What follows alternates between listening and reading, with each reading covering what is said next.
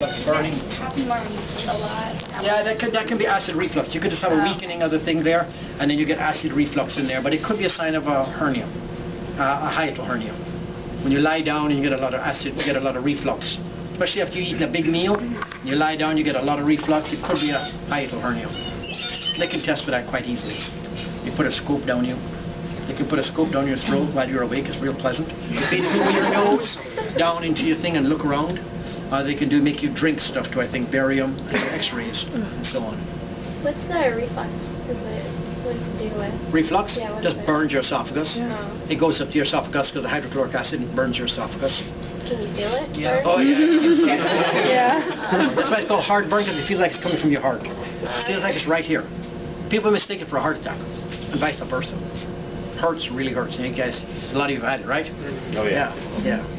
It burns. So that's the descent of the testes. That's why they go down, because our temperature regulation in cats for humans is done at the lower temperature, so it's regulated that way. Those are hernias that can cause from the inguinal canal and so on like that in them. And vasectomy. So now we're going to give this cat a vasectomy. You don't normally give cats vasectomy, right? But you're going to go in for a vasectomy. So what do they cut? I'm doing a vasectomy on a human. This is a human now, and I'm going to go in there. Ta-da! There it is. Okay, so now that you know your anatomy, this whole thing is a spermatic cord. What's in the spermatic cord anatomically? The vas deferens. The vas deferens, the ductus deferens, which is derived from the old opisthenephric duct. Remember that? So the vas deferens is in there. There's a little bit of muscle running down it called the cremaster muscle. That is the old slip of the internal oblique to pull the testes up and down. There's a testicular artery going down, and there's a testicular vein coming up, and the vein wraps around the artery. Here is the artery going down, here is the vein, it wraps around it. The vein is called the pampiniform plexus. It is a countercurrent heat exchanger. The warm blood coming down on the artery meets the cooler blood coming up from the veins wrapping around it. You get heat exchanger, see? So the warm blood gets transferred back to the veins, and doesn't go, much of it doesn't go down. The heat doesn't go down to the testis, right? Testis keeps cooler. See? It's a heat exchange. Then you have lymphatic vessels to drain lymph fluid in there, and you have, as any guy will tell you, you have nerves going down in there, right? As well.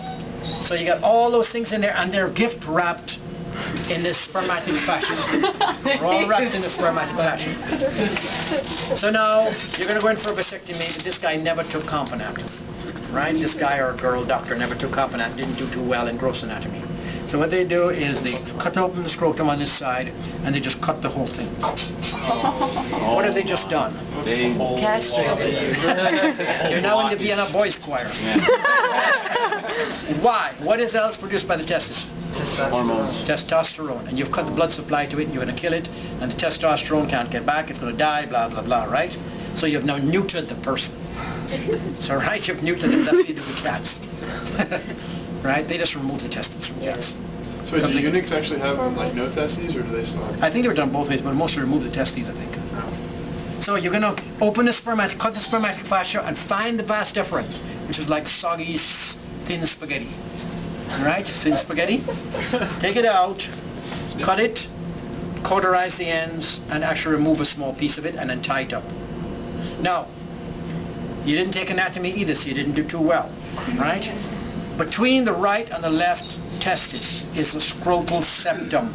There is a septum. Here is the testis from the scrotum from right, looking at it from both sides. There is a wall right between the two. The right testis sits here and the left testis sits here, and there's a septum of connective tissue. You can't go in the right side and get through to the left side. You have to go in a different door, right? So this person has cut open the left side and is digging around trying to find the right testis, because they didn't realize there's a scrotal septum in there. So you have to come around. Why is this person a doctor? This is really, really cheap vasectomy. So they go around to the other side, you cut the scrotum on the other side, you pull out the spermatic cord, you just grab it and pull the whole cord out, this whole thing out, separate the vas deferens, cut it, remove a piece, tie it off, push it back in. Sometimes you don't even have to sew it up. No stitches sometimes. Alright? And some of them even use a sharp probe. It's called no scalpel vasectomy. You ever seen the billboards? All the way to Sarasota, you have giant billboards, no scalpel vasectomy and stuff. They use a sharp probe to get in there and pull it out. They don't actually cut you with a scalpel. Doesn't really make any difference anyway, because they numb you up anyway.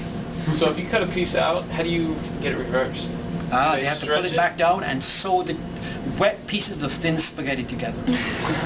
Cut off the ends, I guess. I don't know exactly. Cut off the ends, obviously, the burnt ends, and I guess they have to sew it together. And it doesn't always work. Yeah. Yeah, it doesn't always work. It's pretty hard. So be sure before you get it done. Yeah. So, you've done this now, you've had them on both sides, they cut it out, and now that means you're free, you can not have kids at night, right? You go, yoo-hoo! But there's a problem. You have intercourse at night, you could father kids. Why? Because you're still left over. They're still left over in the piping. In the tube. Yeah. So you'd have to wait a while, right? In the piping. So what happens now? The spermatozoa are maturing. We're going to show you that this week in lecture. They're inside here. The spermatozoa are maturing in the testis, but they can't get out. It's like, let me out, let me out.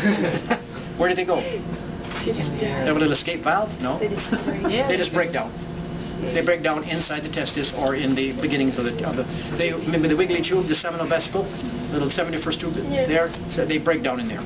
They're just broken down. Does that mean then the size it goes smaller then? Nah, it doesn't really make any difference, I don't think, in that. I don't think so, because you haven't cut the blood supply to it at all. And does the amount of ejaculate decrease? That's the number one question guys always ask when they go for a vasectomy. Or the flavor. Yeah, no, doesn't make any difference. Because the spermatozoa is the smallest, tiny % of the semen. Right? Because what it's produced by? The prostate gland, the seminal vesicle, the Cowper's gland, and the tubing. All the piping also produces secretion. So all of those are there, and the spermatozoa is a very, very small component of it. So it does not increase the amount of ejaculate. No. That's it. So that's number one. And like I said, in a lot of cases they don't even sew it up. They just make a hole. They're done outpatient really quickly, and they give you a recovery period. You have to wait a certain amount of things before trying to sire kids, because you're not going to do it again. And can it ever reattach? Yes. You can get spontaneous reattachment. Very, very rare. But the tube grows back together and connects and reestablishes the connection. I think that's why they remove a part of it. They don't just cut, they remove a part. But you can get that. But it's extremely rare. Yeah. Don't believe the guy at that point. So, that's a vasectomy. And it's really no big deal. Right? A lot of guys don't want to go for vasectomies. They're scared of vasectomies. And is it harder for a woman? Oh yeah, they have to go into the pelvic cavity and so on. This is done outpatient in about, I don't know, half an hour. Yeah, real quick. A local anesthetic? Local anesthetic? Really? Yeah. I think I knew something from No. Done real quickly. You're all done. Are you going over the woman? The uterus? We just did a little bit on that, I think, last time. We just did a little tiny bit in terms of the anatomy. The support of the uterus, that's what we did. Yeah, I remember that.